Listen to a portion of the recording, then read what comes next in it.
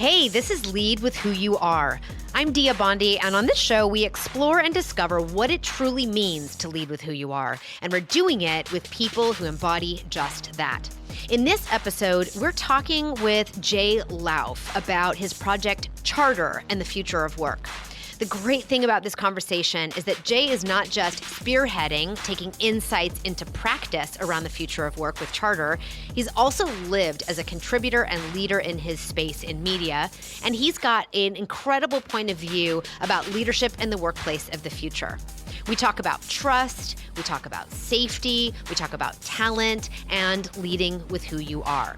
But we also challenge this phrase, which really bumps me, which is bring your full self to work. It's a big, nebulous, and risky invitation. I asked Jay to interrogate this with his team at Charter, and he says it's on it. Let's get into the conversation. Hey, just a quick reminder. You can subscribe to this show on your podcast platform of choice. We're live nearly everywhere, and you can always listen to the show at diabondi.com. If there's a leader or innovator in your life who is at their shiniest when they lead with who they truly are, please share the show with them and rate, subscribe, and leave us a review. It makes a huge difference in the reach that the show has when you let everyone else know what you love about the show. Thanks so much. So Jay Lauf, our guest today, he has spent 30 years leading startups and turnarounds in the media space. He was publisher of Wired in the 2000s, helping lead it to be named Ad Age's Magazine of the Decade, and then joined at The Atlantic as its publisher, where he turned its commercial fortunes around, twice earning him the Publisher of the Year, once from Adweek and once from Ad Age in the 2010s. He then went on to co-launch Quartz, or some of you might recognize it as QZ, where he served as co-CEO until the end of 2019. And after a year's very intentional sabbatical, Jay joined startup advisory boards and eventually became co-founder of Charter, which is why he's with us today. Charter's got a mission to transform every workplace and catalyze a new era of dynamic organizations where all workers thrive, giving people a tactical playbook on what work can and should be.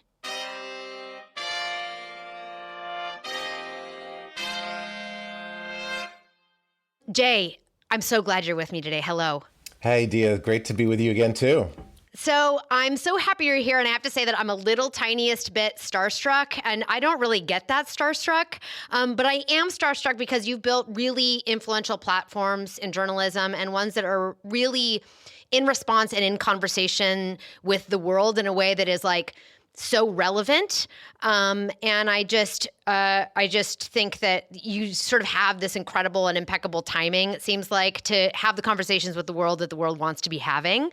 And today we're talking about the future of work. And to be specific, I'm talking today about knowledge workers. And I don't actually feel like I have a workplace myself. I've always just felt like a woman of the world. I'm out and about and sort of dive bombing into workplaces of others most of the time. And even our team at Dia Bondi Communications is distributed. And so when I think about workplace and workplace culture, I actually personally kind of hate it. It's not something that feels like a place of thriving to me. And I know there's folks who do thrive in it, but I think it's worth examining. And we are doing that in our culture right now. And I love, though, collaborating, and I love work. This is something, and I don't think I'm alone in that. And as so many folks love work, people are leaving. As Cindy Gallup says, people are GTFOing, or she says, getting the fuck out. Yep. It's happening. And according to Charter, pay and career advancement drove record resignations last year. Nearly 20% of American workers surveyed by the Pew Research Center quit a job in 2021.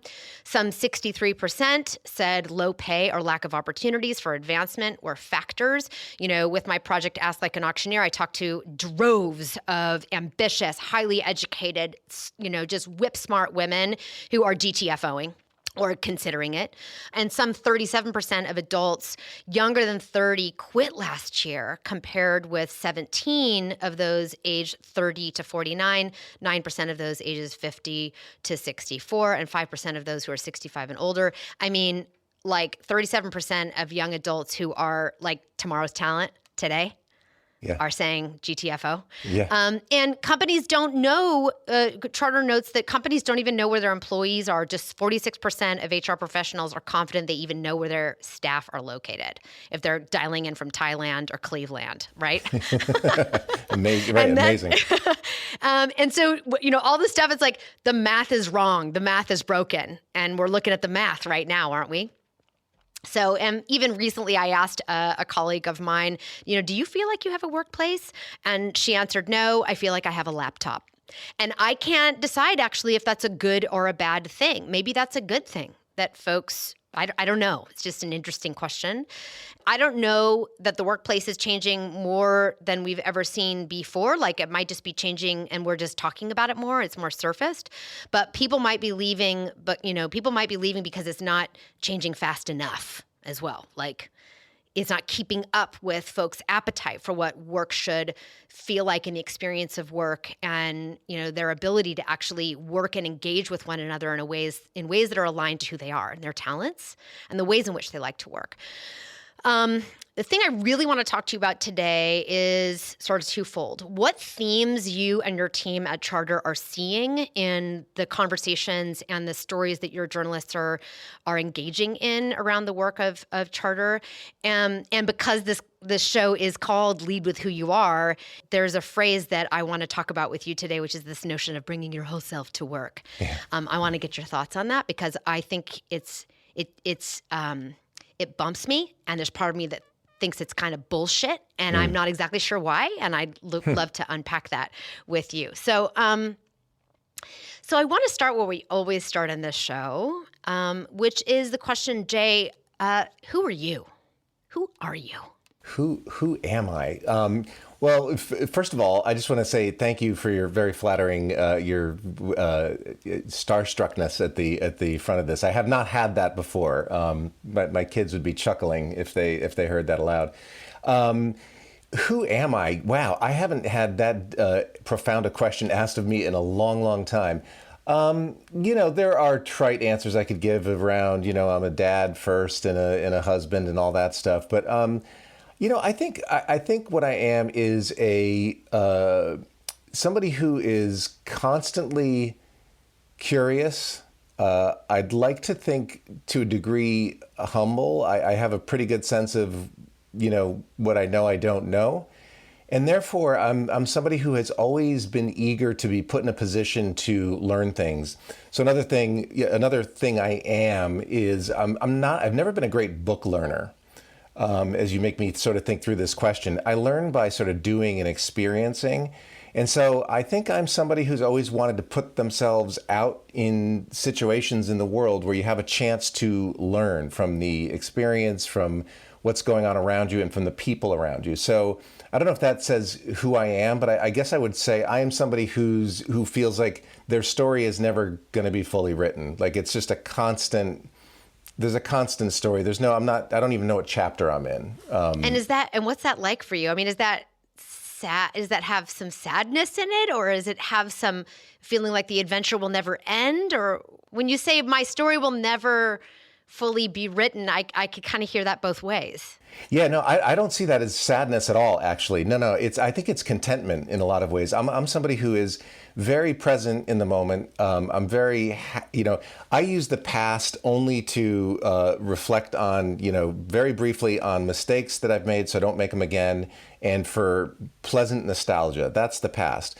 I don't look too far into the future because it's too unpredictable, and that I find unmooring and nerve-wracking and whatever.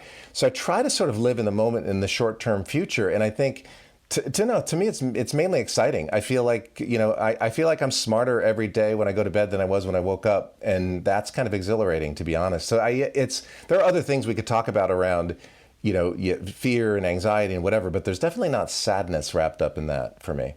Yeah, this notion that your story is constantly revealing itself. Yeah. It's kind of fun to get up every day and be like, okay, Yes. now what, you know? Is it, what is that? That choose your own adventure? Yeah. Yeah. Or like if I open door number 2, what happens? If I open door number 3, what happens? That's right. So I love that. And what's really interesting about that is that I hear that presence in you and this sort of insatiable curiosity, this idea of, as you say, like learning through experiencing things and digging into them. And yet that presence hasn't made it impossible for you to really create some significant impact and some, and recognition in your space in a real way.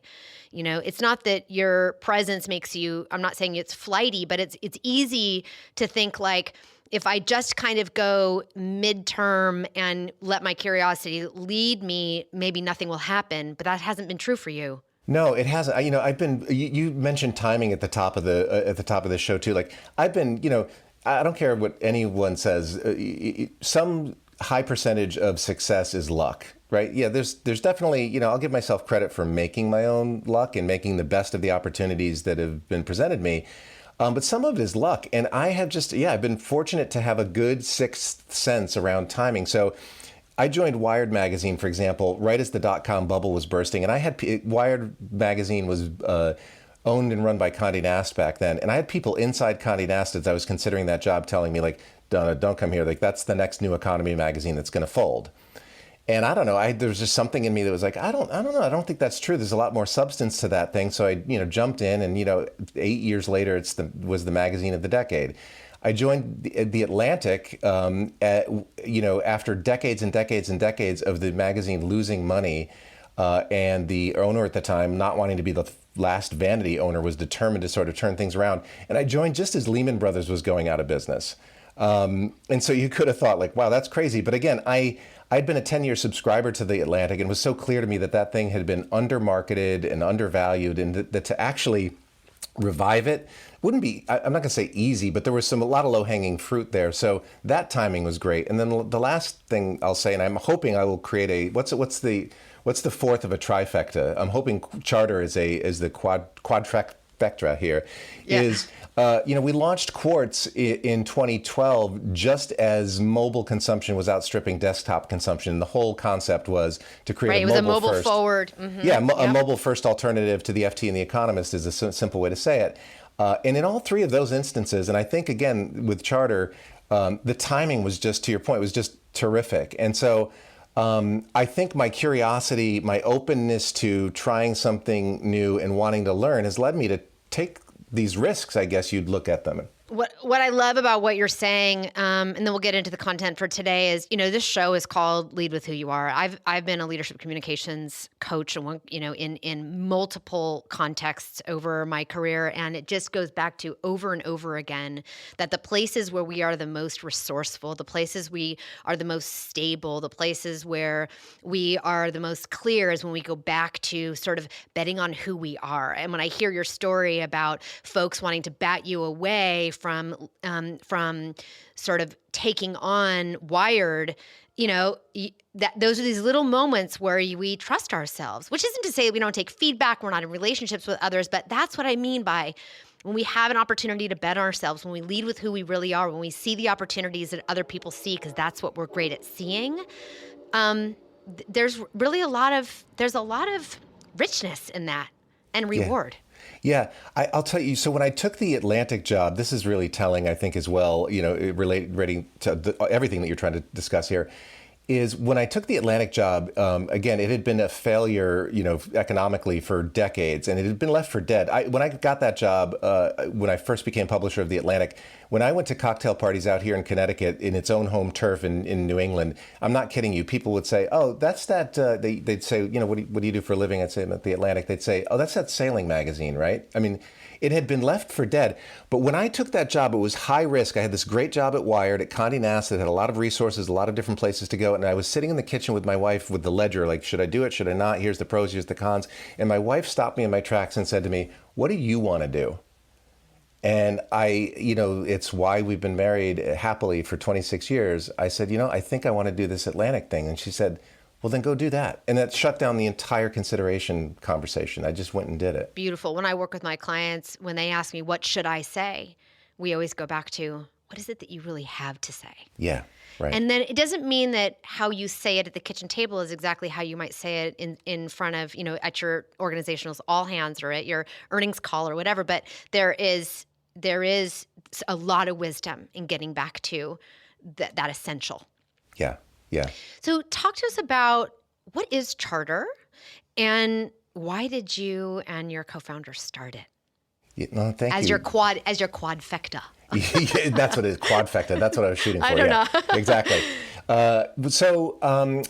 Charter it's a media and insights company that is focused on transforming every workplace, knowledge workplaces, to your point, relative to this conversation, primarily in the moment.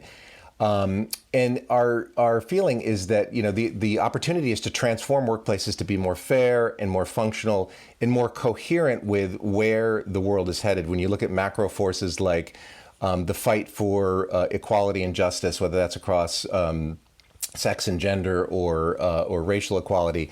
If you look at multiple generations in the workforce, automation, hybrid and remote work, all the way up to climate change. And this will get to the other part of your question. When we were running companies, my co-founders and I, we were running companies and teams, we were desperate for a playbook and a handbook and a guide to how you build a company, a culture, policies, a team that is coherent with those things. And we just couldn't find it. I mean, a lot of it was sort of,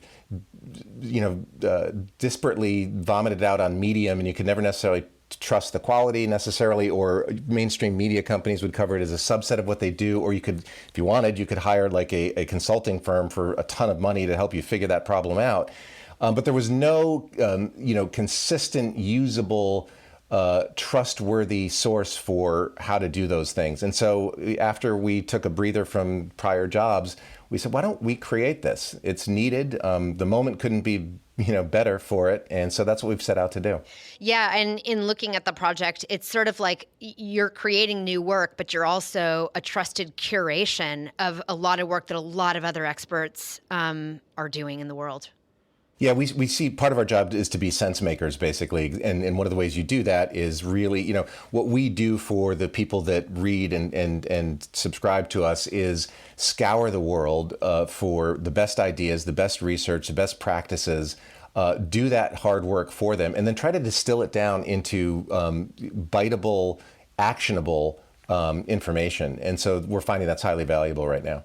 So on the conversations that are happening in and around, as you are being the sense makers, the curators, the conversation place, and you have journalists on staff who are out, finding stories. Absolutely, yeah, writing a lot of original stuff, yeah. So what are some of the key themes you're seeing in the conversations around changes in the workplace and how we get work done? Like, what the hell is everyone really talking about? Yeah. Well, I mean, this will maybe not be too revelatory because it's in the mainstream headlines, but it's, talent. Like almost any of the sub-subjects that I will now reference will ladder back up to talent retention, talent recruitment, talent development. So that's really what it boils down to. And the other subjects that sort of ladder up to that are certainly things like how to get, remote and hybrid work right is not going away. I think everybody's, people can get a little exhausted by that, hybrid work. Okay, we've done that to death, but it's still not been figured out and is very top of mind for folks. Rising compensation, the fact that there's this employee shortage and that the employees sort of have the upper hand right now is a constant question and concern. And then just the issues of inclusion and equity and trying to get that right are, I think, being earnestly engaged with and are constant. And I think leaders are realizing they can no longer, put window dressing on this or make statements but not follow through. So those are the big issues that we see bubbling up to the surface every day. I got to be honest, when I think about everyone's head scratching about hybrid work, I'm like, what's hard about it? I actually don't get what's so hard about it. I had an opportunity years ago, not so many, but to engage with the Mozilla community, distributed community of folks, building free and open internet and, distributed hybrid.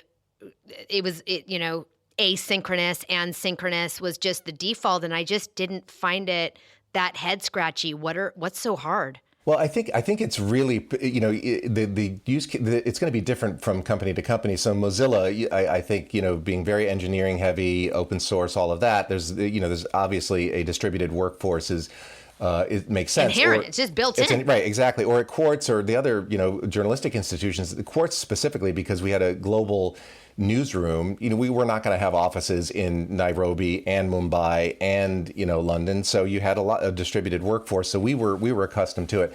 But I think it is different for each company. What I think is difficult about it is it'd be easy to just say, yeah, we're hybrid. And so work from home when you need to and come to the office when you need to. But there are all kinds of issues that if you're not careful, can bubble up from that. So there's proximity bias. People are going to get plum assignments and going to get raises and promotions if the boss sees them and they get FaceTime. Who are the people who are most likely to not come into the office frequently? Women who are still primary caregivers very often, and people of color who prefer not to. And so it just exacerbates a lot of issues that are out there. So I think you have to be really thoughtful about hybrid and intentional. And I think one of the things we write about a lot and think about a lot is rethinking the office as not as a tool for getting work done, not a place where work gets done. And if you start orienting yourself that way, it really makes you think differently about when and how to use it. Who uses it, I think can help lead to policies that would avoid some of the pitfalls that I just mentioned. Yeah, I mean, one of the things in Project Ask Like an Auctioneer, which I'm going to write the book for this year, that just happened. Very exciting. We recognize that a big piece of women advancing at work is around visibility, and sponsorship. And if you're not in front of, or you're not engaging with other folks in a way in which the playing field is more even around FaceTime or engagement time with potential mentors, networks within your organization, and visibility, it can get really tough. I worked a few years ago with a woman who runs big, creative sprints at Adobe, and she was a big champion for creating design sprints and design experiences for the design team, whether they were all in the San Francisco office or distributed everywhere, that it really intentionally leveled the playing field and made who was in the room almost irrelevant. Yeah. And it was, they built a culture around what does participation and creative collaboration look like, regardless of where you're sitting, even if you're right down the hall or even in the same room or somebody else is calling in from Switzerland. Right. Exactly. So a lot of the research that we're seeing in best practices, Nick Bloom, the Stanford economist, writes a lot about this and talks a lot about this, is being really prescriptive, at least at the team level. So maybe 20 people, if you've got a massive company, teams of 20, choose the specific days that you're going to be in and be really prescriptive about why you're going to be in.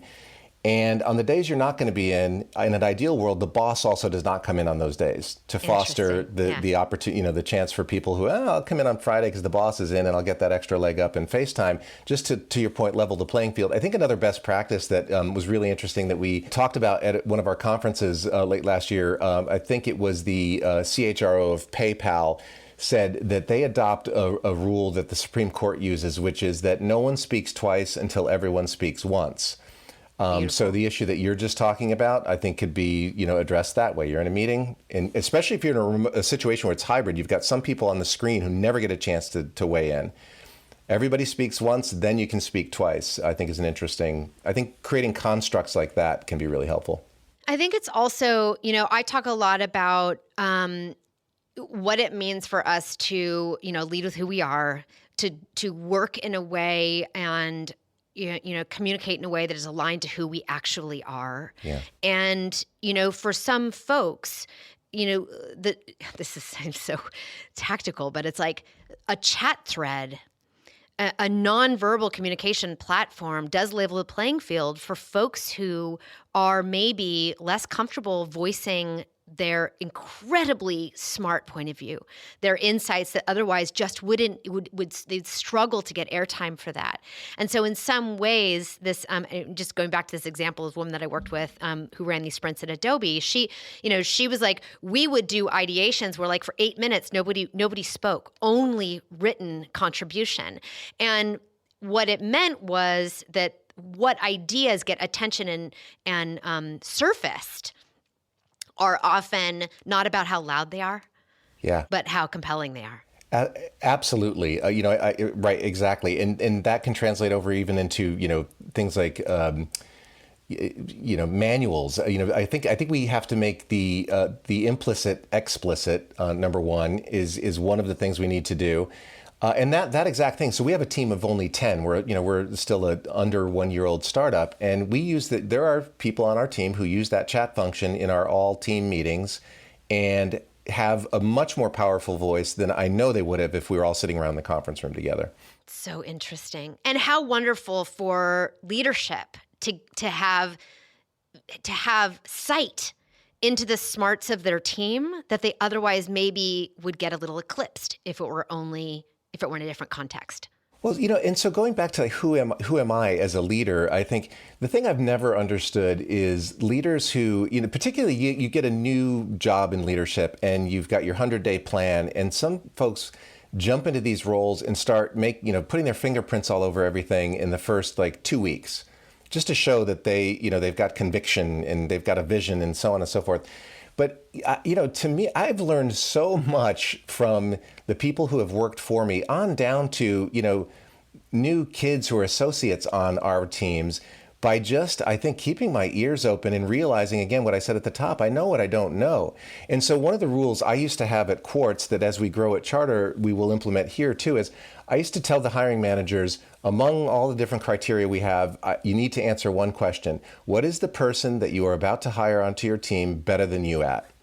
And if you can't check that box, don't hire them, because first-time managers think that it's tops down, and I need people that I can mold, and they're terrified of having anybody who might challenge them, in some kind of way. And my point always is, you're no longer an individual contributor. Basically, your success is 1,000% dependent on all these people who now work for you. So don't you want to hire somebody who's actually better than you at X, Y, or Z? Because guess what? The success that you noted at the top of the hour, Dia, is, I'm not saying this with false humility, is not my own. I'm standing on the shoulders of people who are better than me at tons of things. Sure, I maybe was able to motivate them or identify them or create align them, but they did the magic, Dr. Stacy Blake Beard, she does a lot of work around mentorship, talks about sort of intentional. I was in a session with her, and she talks a lot about intentional reverse mentorship. We always think about mentorship actually being the elder in the dyad. Yeah. The more mature in the dyad doing the mentoring, and the more youthful voice or the younger voice, an earlier career voice being the mentee. And what I hear in that is that if you're humble enough and open enough and curious enough, there is an opportunity for that to actually flip. Absolutely, 100%. And you should, you are shutting off development, your own development and your own creativity and your own opportunities if you don't see that and give that the opportunity to flourish, in my mind. So it's interesting that you're talking about leadership a little bit here, because I'm really curious, what is those key themes that you're talking about, those sort of 3 key themes that Charter's, in conversation with the world about. What does this mean and signal to what leadership needs to look like now? Yeah, I think it's a lot of what we are just talking about. I think leadership, there's a lot being written and discussed around leadership needing to have better EQ and an understanding of, the fact that part of their job is, yes, to deliver results, but the way you deliver results is by having people who are healthy and productive and happy and want to work with you and for you and stay with you. And that the way you do that is by having some empathy and understanding that, the company needs to create an environment in which people can flourish. And then, the results will come. And I know this again from my own journey is, at our peak moments of performance across any of the brands I've ever been on, it's been at peak moments of, cultural happiness inside the company, and we can sort of break that all down. But I think that's the main thing. I think it's leadership recognizing that it is that you have to have EQ, that it isn't about just driving people as hard as you possibly can until you drive them into the ground, number one. The other thing that's sort of a subset of this is I think leadership has to have recognize that it has to take positions on things. If you look at the Bob Chapek thing, and what's going on down there, it's, we'll see how that all plays out, and it's really raw right now and potentially fraught. But basically, his employees were saying, like, no, not good enough to skirt around this issue anymore. And I think that's another new challenge for leadership that they're going to have to figure out.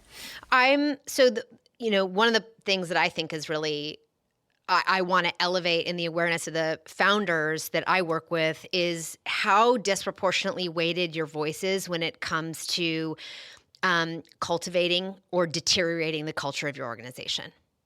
You walk through the virtual halls or real halls with a very big,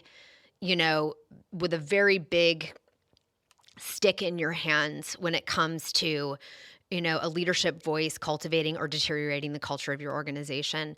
And if you're ignoring that, it can be really expensive. Absolutely. And I think especially when you're in leadership for the first time, I ascended at a fairly young age. You can forget that you have that. So you can forget that an offhand comment, definitely any moment where you're addressing multiple people in a given moment on the team is a chance for, acceleration or deceleration. And so, I think it's the exhausting piece of leadership is you've got to be on all the time. Yes. But I'm always aware of that any interaction I have, and it's not always group sessions. Often it's a one-on-one session, can have impact. But it took me a while. When I was younger, you'd forget, I have a really sardonic sense of humor. And I would make a sarcastic joke to someone thinking it was, a bit of camaraderie. And I would find out a month later, their colleague would say, they were really crushed by that joke. And I'm like, yes, what? There is something about like recognizing how much power you have. It's weird. So much. It is weird. And the VC-backed founders that I work with, like, that's right. They're right at that turning point where they're recognizing. I had a client say to me, something he says often in his meetings, like, I'm going to put my CEO hat on now and then make this decision or say this thing or whatever. And he had a moment in our coaching where he was like, I realize actually I'm always wearing it. I was like, yes, there it is. Yeah. You don't have to take it on or off. It's always on. You can't take it off. And so there is a responsibility in that role. So in that, recognizing that, folks who I would imagine that your core audience for Charter are, CEOs, founders, culture makers, head of HR, talent and people folks, people who are crafting and defining and help shaping the future of work. Like that whole group of folks, whether, even committee members on committees inside of organizations for ERGs or for particular initiatives, the folks who are, you're smiling. Have you hacked our internal dashboard of metrics? I have not, you've nailed our audience. That's exactly I read right. a few pages and I was like, oh, I know who this is for. So what do these folks, us, what do we need to, when we think about the direction that work is going into, to attract, retain the talent that will create our future, the work that gets done that is creating our collective futures? What do we need to let go of? What do we need to start letting go of? Yeah, I think the main thing is letting go of the notion of, hours over outcomes, number one. It's, back to, we need to make the implicit explicit. We need to be really clear about what the goals are, what the KPIs, whatever you want to call them, OKRs, what the goals are for a particular role. And if the person is delivering or you hopefully, over delivering slightly on those goals, whatever it is, that's the thing you're measuring, not how many hours they spent in front of you or at their desk or logged into their, to their computer. I think that's the first thing to let go of. I think the second related thing is that, being in the office is an indication of, dedication, of success. It's been proven. The one thing that the pandemic, the silver lining for work in the pandemic has proven is that productivity went up. And I live in the Bay Area. There are folks who would drive to the Salesforce Tower, drive into the city, and living all the way out in the Central Valley, 4 hours round trip each day, down to the peninsula into Silicon Valley. 4 hours of their life a day they got back. Dia, I did 4 hours a day round trip, 2 hours door to door for 20 years, going back and forth from my house in Connecticut to New York. And when the first time you and I met, I probably looked like a shade of a human being, right? It was the I 20th. remember you and I were, Yeah. we were chatting when you were like, I'm on the train. I got 20 minutes. I remember that. Yes. Yeah. And it's, I'll never go back to that. I never will. I just won't do it again because now having stepped off of that treadmill, I am far more productive. I'm productive at everything. I'm a better husband. I'm a better boss. I'm a better employee. For not doing that. And I think what research is showing is largely directionally 3 days a week in the office, probably Tuesday through Thursday, for collaborative work, for bonding, for the things that the things that are valuable about co-location. There are those things. 3 days a week is great. And then you give people 2 days to have flexibility to not have to deal with the commute, to have heads down work done that's not interrupted, to be able to run errands, to bifurcate their day in a way that works for them. It's interesting, actually, if you look at the recent, Ford just recently, again, Henry Ford having, been the pioneer of the 40-hour, 5-day-a-week, work week, Ford just went to hybrid, I think, for all of their office employees. And what they're finding in the research is that with a lot of latitude given to the employees, what's happening most is that people are coming in for part of the day. So what people want is some flexibility to get the other parts of their life done. And so I think that's one of the things we need to embrace. We need to let go of the fact that you don't need to be at your desk 9 to 5, Monday through Friday, and embrace the fact that people are, being more productive and I think healthier for having flexibility. Yeah, what I hear in that is how do we craft or create or use new tools that let us trust differently. I used to trust you were getting your work done because I saw you at the office 11 hours a day. Yeah. And so how is it that leaders and managers trust? What are the mechanisms that let them let go of line of sight as the only way to trust engagement, even if people showed up but actually internally were super disengaged? Right. So what are the mechanisms that we can identify that help us trust? Yeah, it's a good question. I don't know that I'm an expert in that specifically. I do think. Well, you already named it. To interrupt you, sorry to interrupt you, Jay, but you already named it. You're talking about like clear goals, OKRs. Like, what are the things that the platforms you use in your organization that help you set the goals and then let the indication of the work show up in a way you might not be used to, but that helps you trust that work's getting done. Yeah. Slack is a great tool for, I think, asynchronous work and used productively. It's not just a DM tool. It's a tool for tracking progress. We've implemented Notion, which I think is an even better way of tracking projects. And in Notion, what we do is we have a roadmap meeting every Monday. So projects get put on a roadmap which is, what's the objective of this project? Who needs to be involved in the project? What is the length of time? What's the deadline to finish it? And what are the outcomes that we expect? And then we track every Monday. We, as a team, come together, track how things are going. Are we hitting these deadlines? Do we need to move them for any reason? Are we able to put something to bed? And you can see in that when you see who's responsible for moving those items along the roadmap. If it's not getting done, it's clear that, okay, somebody's dropping the ball. If it's getting done, I don't care whether you put in 20 regardless hours of butts and seats. or 40 hours. Yeah. Or I really don't care, to be honest with you. It's just good. That project that's essential to what we're doing is getting done and getting done well. That's all I care about. So let's shift a little bit here. So let's go from sort of, systems, organization stuff to self, because, I can't not talk about individuals. I feel like, my heart and my mind and my attention is really sort of on the one voice at a time model, Which is what makes you who you are, which is a great thing, by the way. Thank you. I'll take that compliment. And I work with so many folks and I interact with folks. Literally, we have this joke about, people following me to my car, after I teach a workshop or give a talk, or, people follow me out to the car and tell me about their lives. They tell me about their suffering, You know, a lot of people suffer at work. They feel outside of their bodies, misaligned to who they are. They feel like they just can't quite get into their zone of genius often enough to make the harder, the tactical, the sort of chores part of their job tolerable, all of this. So this is less about charter maybe and more about you having what I perceive as successfully moved through your career in a way that is aligned to what matters to you. You can move into projects where other folks don't see potential, but you do because you can trust that and you've been able to stay aligned with that.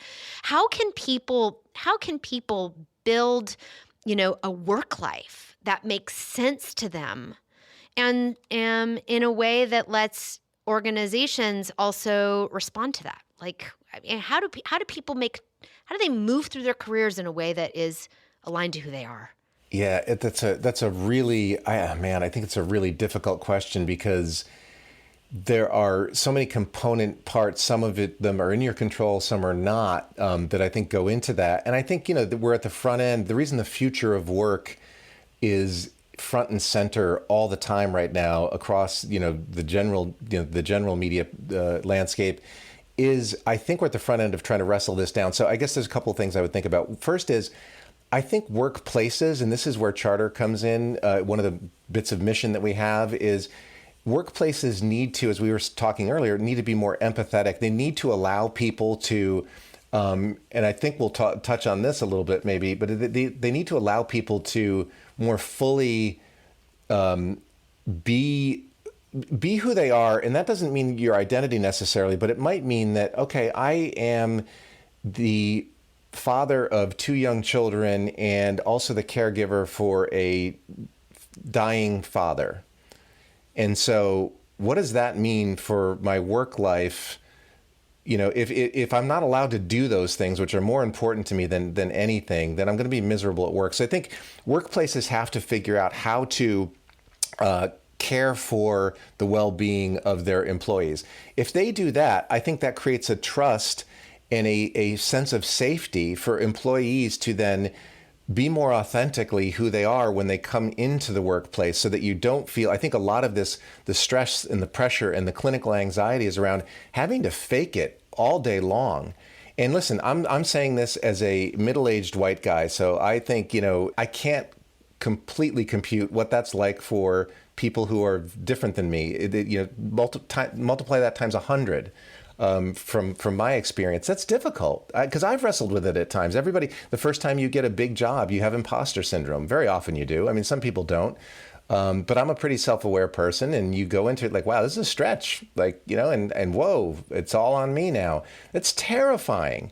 It's terrifying for, again, a successful middle-aged white guy. What is that like for anyone else coming into the workplace? And so I think we have to have, these are squishy notions that I don't know the answer for. We need more empathy for ourselves. We need to understand ourselves better. And I think workplaces need to understand us better to lay the groundwork for a healthier bit of that balance. Trust and safety is a very interesting thing. And this is, a few years ago, I heard secondhand, through Project Ask Like an Auctioneer, about a woman who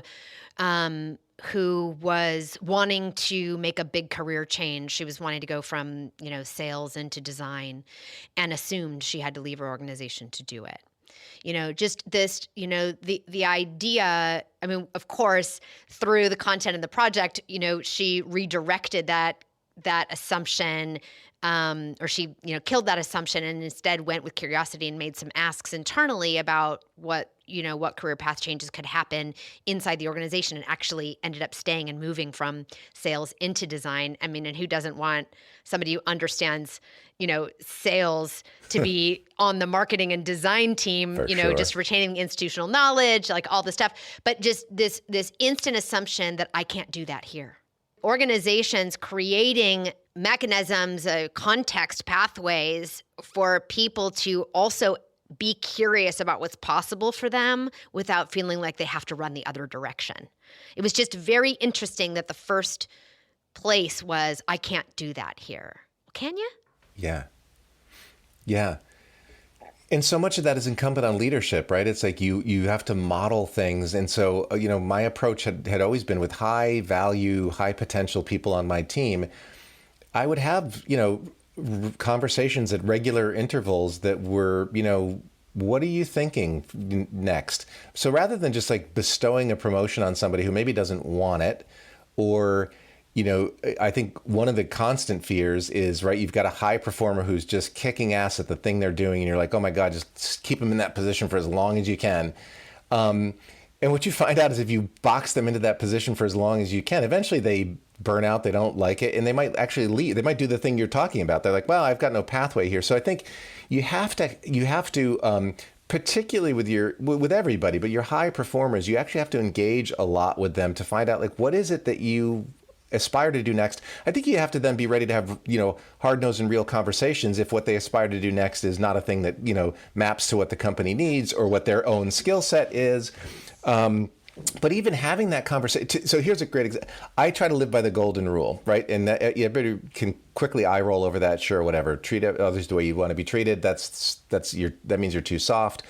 The golden rule to me is if I'm failing at something, or I'm not going to be good at something, or that path is not where the company needs me, I would rather have somebody give me the hard news that, hey, you need to improve here, or that's not going to happen for you right now, than to either shine me on or manipulate me in a different way to theoretically keep me happy. So I think bluntness and directness is actually a bit of the golden rule as well. Yeah, well, what you're pointing to around the question of like, how do we lead work lives and careers that, I'm not a career coach, but, I am in the space of listening to people's sufferings, like how do we craft a life that is aligned to who we are? I hear that as, having the courage to be able to say no to something. If it's an organization saying where you want to go is not where we're going, let's have that conversation. Or us as individuals having the courage to say, that is not what I want. What you want for me is not what I want for me. And that's difficult because then, what I know in my work is that if I don't give something for my client to do, if I tell them what not to do, they often really lost. And so saying no to something that is not what I want is a scary place if you don't have a way if you can't backfill immediately what it is that I do want. But that is a conversation that needs to happen. So just to say, it's making me, this conversation around what is it that we can do that helps us live in alignment with who we are is tied to being able to have honest conversations with ourselves and our organizations about what we want and what we don't want sooner, not later. Yeah, I think that's right. And I think the hard part for a lot of people is knowing yourself, then feeling safe and secure to be able to say, to your point, no is a scary thing. Well, a perfect illustration for if this is instructive to anyone out there who might be listening is when I was at Condé Nast, I got tapped for a couple of jobs that were theoretically, bigger than the one I had at Wired, more prestigious. It was a constellation of brands that included Vogue and Vanity Fair and the New Yorker, and there were a lot of places like that to go. And I twice refused these jobs and I said to the head of HR there, listen, I love what I do at Wired every day. I come in here ready to storm the forts. You do not want to take me off of this. I'm not interested in doing that other thing. And, I remember my boss at Wired at the time saying, like, you're only going to be able to do that once or twice. Otherwise, you're just going to squelch your career. And I kind of was like, I don't really care. Because I don't want to go do that job. Like, what am I going to do? Take that job, be miserable? I know I didn't want to do it. That led me to a longer stretch of time at Wired, which was phenomenal for me, which led me to the opportunity at The Atlantic, which was life-changing for me.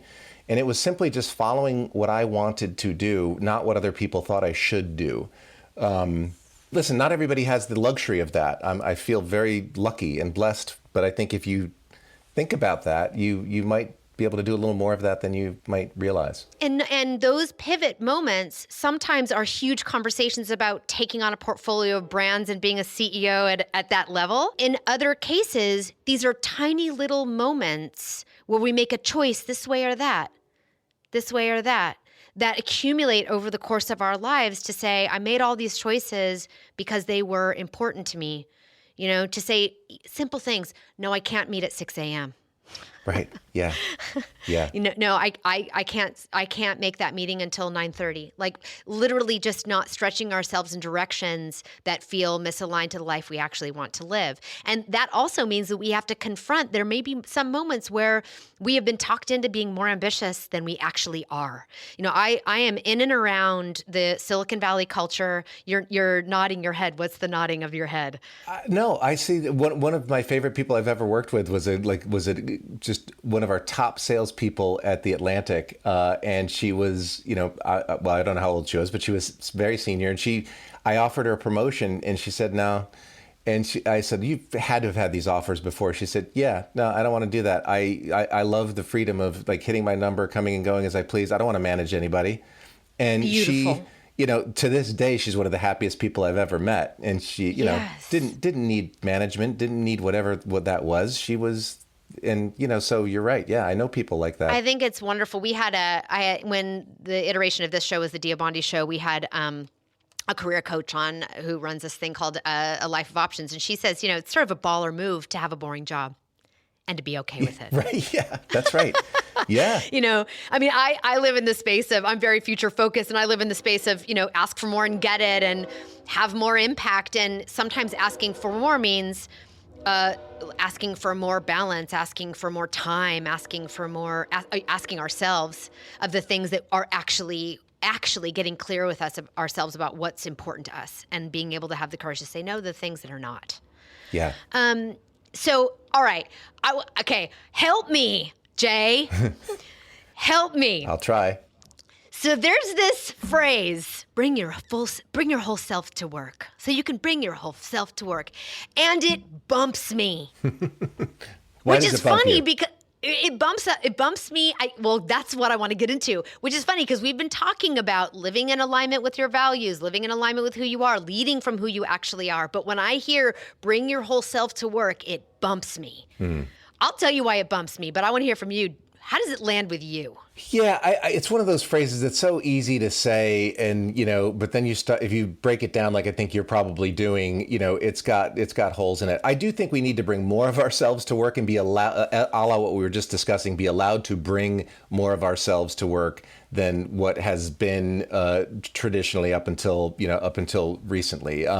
Because if you're living an imposter's life and you're suppressing, critical pieces of yourself, that's a miserable existence. I also liken it, I hate sports analogies, but I liken it to, gripping the bat too tight in baseball. It's like if you're playing loose, if you are who you are and you're feeling comfortable and you're loose, you're a better performer. If you're gripping the bat too tight because you're like, I can't let somebody see this piece of me, your performance is going to suffer. So I think we have to be able to bring more of ourselves to work. But I will say, I think I compartmentalize, not only just mentally and psychologically, but, I am no way am I going to be on this podcast or in my office as goofy as I am with my children, which is pretty damn goofy. That's just not going to happen. Actually, that's not going to happen with anyone other than my children and maybe my brother and sister. But that's that piece of Jay. That's not coming out. That's not going to the office because it wouldn't be productive for anyone necessarily. I also think I have a short fuse around certain things that it's so sort of silly, that is not productive for me to bring into the office. So technology, for example, like when technology doesn't work, I jump into a swear-laden fit. Tell me about it. My blood burns. I'm not gonna. Yeah, and to get it out, I'll yell and I'll curse like a sailor. I'm not going to do that in the office. It's just not productive. So, I think if you're talking about your whole self and that's part of yourself, maybe leave some of yourself at home. Yeah, there's the thing that bumps me about it is that it is so big. Yeah, and too big. So shouldy in it, something about it that's very should-y. Like you should just bring your whole self to work. Everybody should just accept every part of you. It's an invitation implicitly to bring all the things that maybe aren't useful to you in the workplace to the workplace, and almost is an invitation. It's to me, it's sort of that invitation to be like, well, sorry you felt insulted. I was just being honest. it's one of those where it's an invitation to bring things that are not useful, productive, impactful, or accelerating to the group. And I think, and to the initiative you're trying to impact.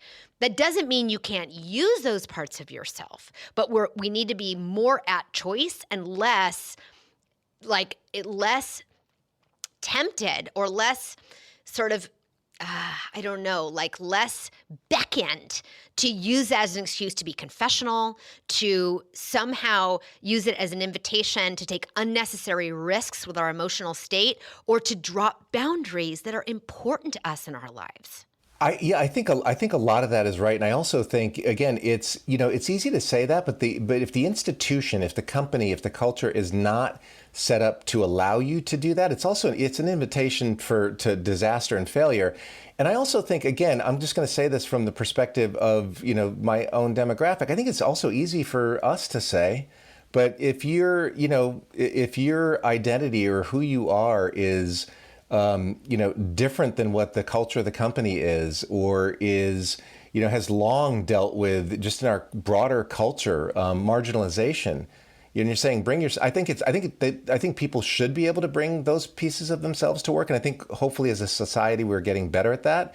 But it's an easy, frivolous thing to say if you're dealing with that on top of it. So I'm partially with you, though I think the notion sort of more watered down and more thoughtfully applied is a good one. I think we do need to be able to bring more of ourselves than we did when we were automatons, sitting, at the teletype, in a cubicle, all dressed the same. Like, nobody needs that anymore. Right. Like this interesting balance of bringing our whole self and using the parts that are, and then having them available to us as the situation needs, but without having, it can become, this is for you recruiters, you cannot promise people at your organizations that you're trying to nail that rec down for, that they can bring their whole self to work, and the moment they do, they get punished for it.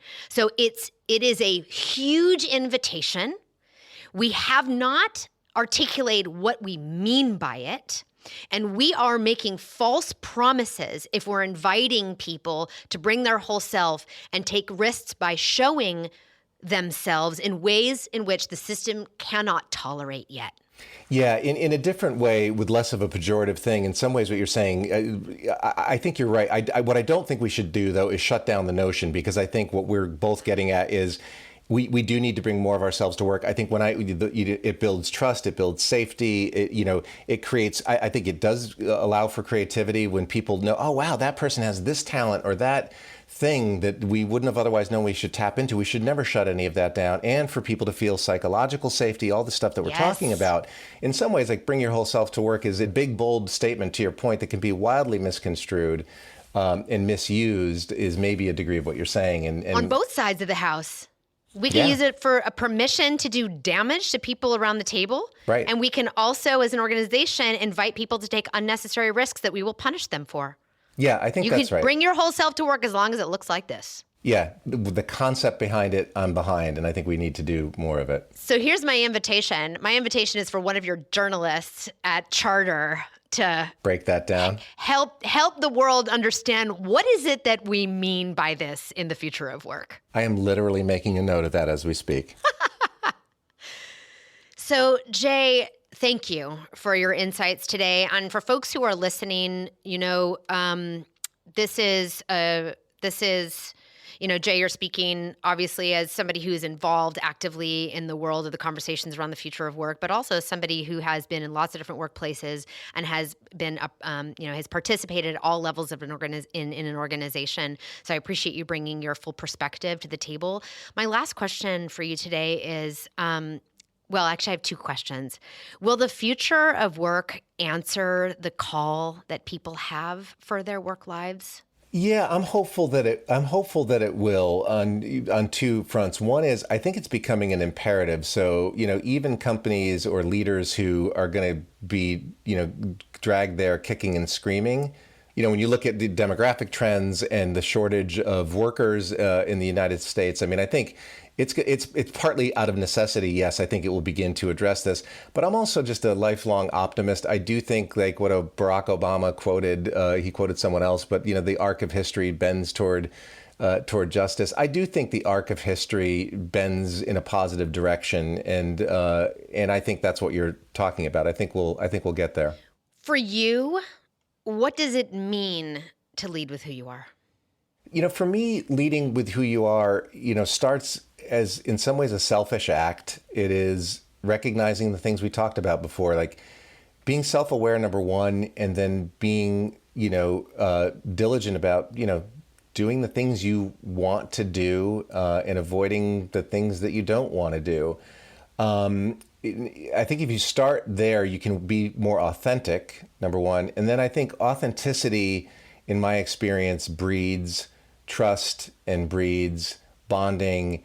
And to your point before, you're always on. If you're in the CEO seat, you can get people to rally around you, to support you, to go where you're trying to lead them, if there's that trust and they know that you're being authentic. So that's kind of how what it means to me. It's knowing myself, knowing what I'm good at, knowing what I want to do, being honest about those things with people, and then hopefully getting enough stuff right that people are willing to come along for the ride.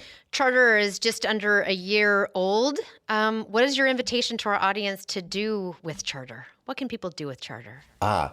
Well, number one, just engage with us, because we are trying to help you transform the workplace in ways that we've been talking about today.